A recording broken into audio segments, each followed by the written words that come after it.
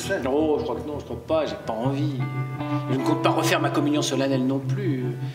Il est normal de chanter le matin dans sa salle de bain parce qu'on est heureux ou malheureux, mais c'est pas normal de chanter devant des gens, vous savez. Je suis tombé complètement par hasard là-dessus. Partant en vacances, j'écoute les retransmissions de Radioscopie à l'occasion de la mort de Chancel.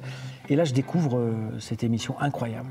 Et je trouve qu'il y a là-dedans une dramaturgie. Il y a des émissions qui sont passionnantes, mais où il n'y a pas quelque chose derrière qui fait que... Et là, il y a quelque chose. On dit toujours que je suis un fils de bourgeois, c'est vrai, mais je ne le savais pas. Comment voulez-vous savoir que vous êtes fils de bourgeois? Moi, j'étais le fils de mes parents. J'aurais jamais su que j'étais fils de bourgeois si j'avais pas fait des chansons.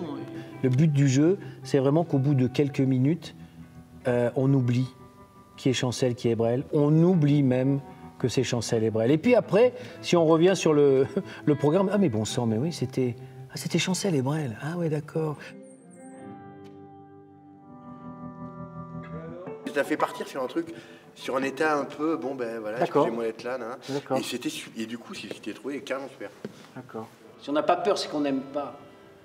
Quand on se met tout nu devant une dame pour la première fois, un homme qui n'est pas mort de trouille, c'est qu'il n'aime pas la dame. Il faut avoir beaucoup d'humilité pour faire les choses. Pour faire tout. Car en fait, tout est une question de hasard. Après cette dernière interview-là, il est dégoûté, il n'en peut plus, il ne veut plus faire de cinéma, il n'a plus envie de monter sur scène. Voilà, on va le forcer à écrire quand même ce qui est un chef-d'œuvre, Les Marquises, et puis ben voilà, basta, il ne peut plus. Moi, je suis persuadé qu'à partir du moment où Brel, artistiquement, n'a plus eu quelque chose à dire, il s'est barré. Mais il s'est barré là-haut, quoi. C'est étonnant, un formidable vieillard. C'est 1000 fois plus fort que 20 gus de 20 ans. J'ai peur de l'avenir. J'ai peur de moi. J'ai peur de devenir aigri. J'ai peur de devenir un vieux triste. Mais je n'ai pas peur de la mort, parce que la mort, c'est la seule certitude que j'ai.